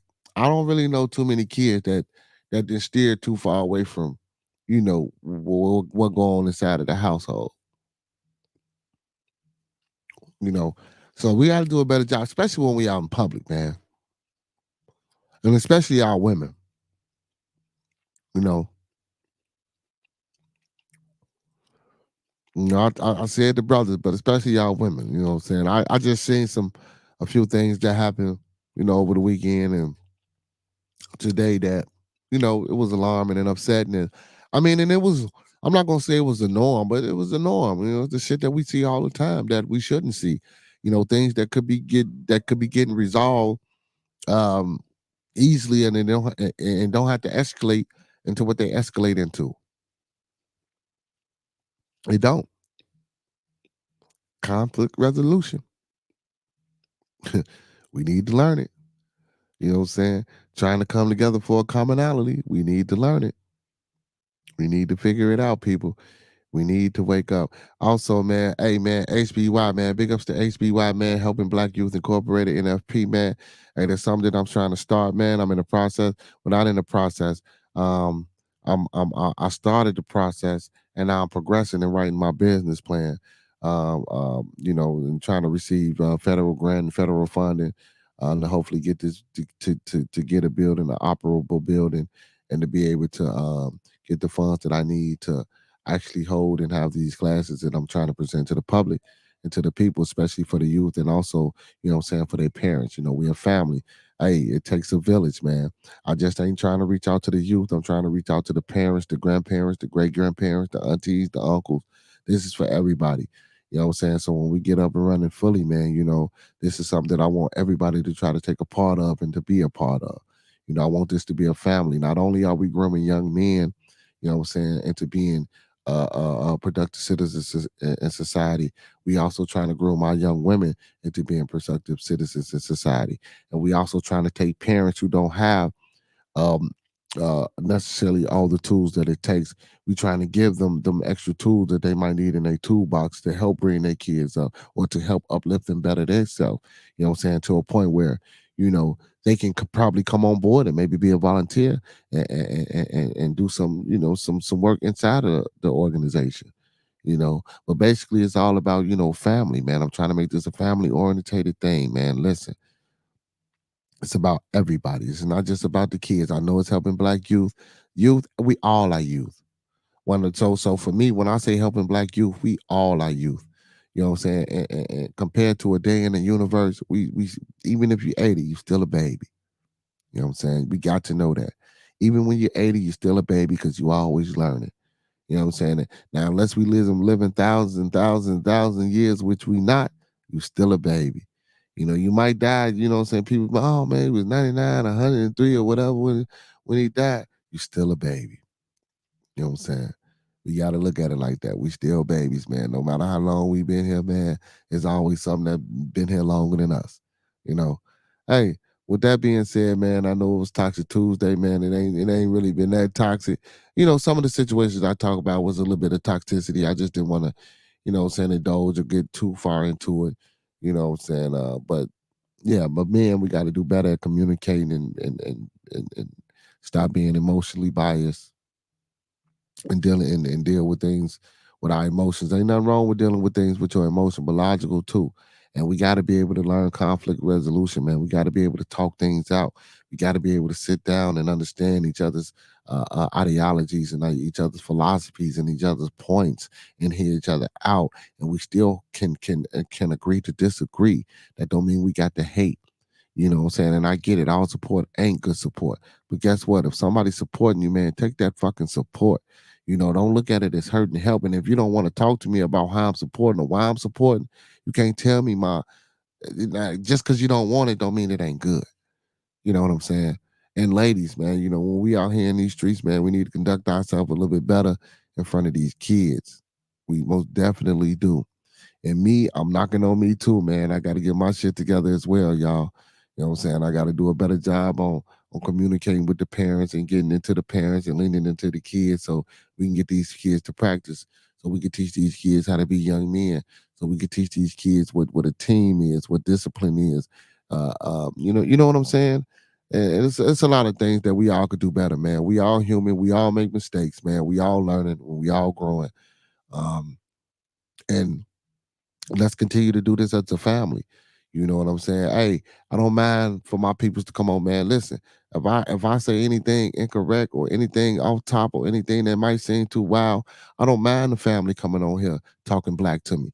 I don't mind the family coming over here correcting me. I don't mind the family coming on saying, "Hold on, daddy, pause. You might not need to go that route, or have you ever thought about it or looked at it like this and present facts or give me, what I'm saying, a quick synopsis or to overview, or what I'm saying, how you feel. You ain't always got to be in the chat. You know what I'm saying? You can also come on, man. The link be in the chat. Also, man, we we trying to figure out how to do some fundraising, man. We trying to figure out how to do some fundraising. But support the channel, man, and support HBY. Y'all can hit that cash app. And for starters, man, y'all can hit that cash app. That's $ bearded bucks with a Z.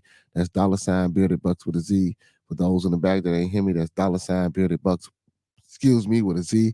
Also, you can hit that PayPal as well. You can hit that PayPal as well. You know what I'm saying? If you want to help out the non for profit, you know what I'm saying? Most definitely you can hit that PayPal as well. So that PayPal is I can't even get it out. The PayPal is what is the PayPal? The PayPal is PayPal. What's that backslash? You know what I'm saying? Arthur 32SP at gmail.com. Again, that's PayPal backslash Arthur 32SP at gmail.com. And the cash app is $ bearded bucks with a Z. That's $ bearded bucks with a Z. For those in the back, that's $ bearded bucks with a Z. You know what I'm saying? Help support the channel, man. Help grow the channel. You know what I'm saying? And help us reach out to the kids and to these parents, man, and get this shit going and getting it started and growing. And like I say, man, hey, I'm here in Illinois. I'm trying to get it started. Hey, hopefully, if I can grow this thing, Miss CC, man, we can get it out there in Maryland where you at. You know what I'm saying? Hopefully, I would love to do something overseas. I would love to get a program overseas to bridge the gap where we can maybe get how they had in the high schools, how you had I forgot what it's called, but how students come over here and learn and you go over there. I would love the opportunity to maybe get an institution or organization or something like that started overseas somewhere where the kids can go learn and experience a different type of culture as well. Or maybe where we can, take trips to Egypt, take trips to London, take trips to Ireland, and visit certain museums and certain, what I'm saying, cultural aspects and antiquity. That'll be dope. But I'm starting here first, HBY. You know what I'm saying? So, be on the lookout for us. We up and coming. Hopefully it don't take too long. It took me a couple of years to get it going, but now I got it going. Man, so I'm trying to get this building again. So, I'm trying to fundraise, hit that cash app, hit that PayPal. And if anybody also, man, I tell y'all, I'm always looking for investors. I tell y'all all the time, I'm looking for 20, 25 good people, man. Anybody with any ideas, anybody with any real estate, anybody with any monetary funds, you know what I'm saying? Anybody with any networking, man, hit me up. You know what I'm saying? My email is in the description. The number is in the description. All my contact is in the description when you hit more. Email beerganguskhan at gmail.com. One more time, that's beerganguskhan at gmail.com. Hit it up, get in tune with me, man. I'm trying to build a community of great people, man, so we can do great things for our people and make them great. I know my boy the Orange Man say make America great again, man. Make our people great again. You know what I'm saying? Make our people great again. And tomorrow for Wild Ass Wednesday, let's get into that Make America Great Again. I really want to dissect that And let's try to understand that for a little moment on a portion of the Wild Ass Wednesday show tomorrow, y'all. And let's really break that down about what make America great again mean. You know what I'm saying? People don't really understand or listen to that phrase. What do you mean by make America great again? What time, what era, what point, what people are, what well, we know the populace that he reaching, but we can get in there tomorrow. So, but yeah, but that would be dope, Miss CC, if I can get something like that overseas. But we got to get it going here first. So, you know what I'm saying, man? I got to get up, get it going, and stay convicted, stay committed. You know what I'm saying? Hey, big ups to Mr. Nobody, man. Big ups to Master Teacher. Big ups to Coach Richie. You know what I'm saying? Them brothers that's involved in this journey with me, man. You know what I'm saying? Hey, peace and blessings to those brothers, man. You know what I'm saying? Keep those brothers in y'all thoughts, prayers, views, and meditations, as well as myself. And let's keep everybody in our thoughts, views, and prayers and meditations, man, because we're a family. And man, hopefully with that being said, man, we can be successful. So y'all know what time it is, man. As my boy to my far left would say, man, all superheroes don't wear capes. And as my man to my immediate left would say, they still need their theme music. With that being said, man, to all my beautiful people, all my fellow Bidonians, man, and everybody out there on them airways, man, that's checking me out tonight on Bearded Conversation, man, we out. Give my superheroes their theme music. Yeah, we coming off the block with this one. Yes, sir. Yeah. What up, man? Yeah. What we doing?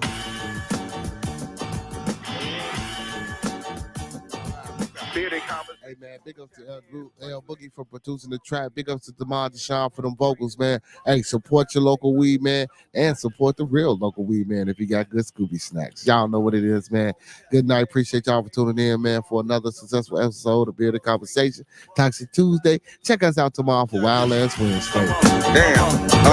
Got it off the block, forming a dynasty from a rock. Laid back in the cut, press play, can't get enough. Yo, let's chop it up in every location. A Bearded Conversation, opportunity keep knocking like child support payments. Started from the bottom like basements, now we famous. Podcast official. Hey, good night, Miss CC, man. Hey, y'all, same black time, same black channel. Talk black to me, man. Don't forget to follow your boy on all social media platforms, TikTok, Twitch, Instagram, and Facebook. And when you get here, you know what to do. Every Monday through Thursday, 9 to 11, 9 p.m. Central, man. Bearded Conversation. We in the building. Check your notifications so you can holler or leave it in the comment debate. Just being honest. Chicago topics, worldwide views. We supersonic, big and the kind of circle back round like every week. Tell a friend off the block is where we meet. Hey, Miss CC, you gonna have to hit that link and come in and talk with us one time, man. Most of the moderators have been on, baby. We looking for you. The world's greatest, broadcasting live and they love it, but don't judge us. Got it off the block, giving it back to hood lovers. Bearded Conversation, homie, tap in. Why you hating? You already know we locked in. The world's greatest, broadcasting live and they love it. Hey, man, y'all know what it is, man. Like I tell y'all every night, man. Without y'all, would be no us on Bearded Conversation, man. I love y'all, man. Hey, those that fuck with us, fuck with us. Those that don't, fuck with us anyway. Off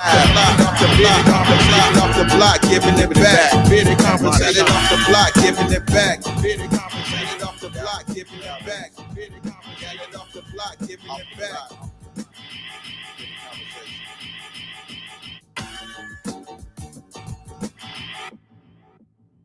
Man, y'all know what it is, man. Keep everybody in your thoughts, prayers, views, and meditations, man. And with that being said, man, hey, if we ever get in each other's presence, man, may we all meet on a level and let's stay humble and plumb.